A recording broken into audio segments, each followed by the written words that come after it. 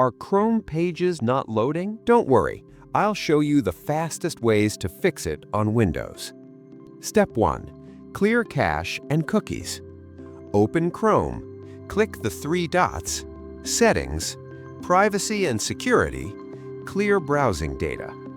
Select Cookies and Other Site Data and Cached Images and Files, then click Clear Data. This often fixes pages that refuse to load. Step 2. Disable extensions. Type Chrome://extensions in the address bar. Turn off all extensions, especially VPNs or ad blockers. Reload the page to check if it works. Step 3. Reset Chrome network settings.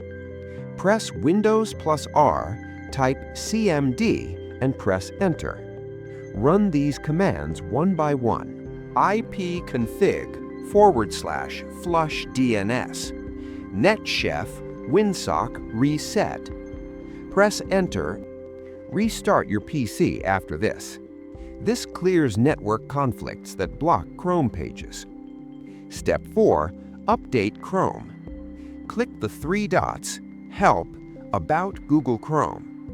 If an update is available, Chrome will download it automatically. Click Relaunch after the update. Step 5. Check Firewall or Antivirus.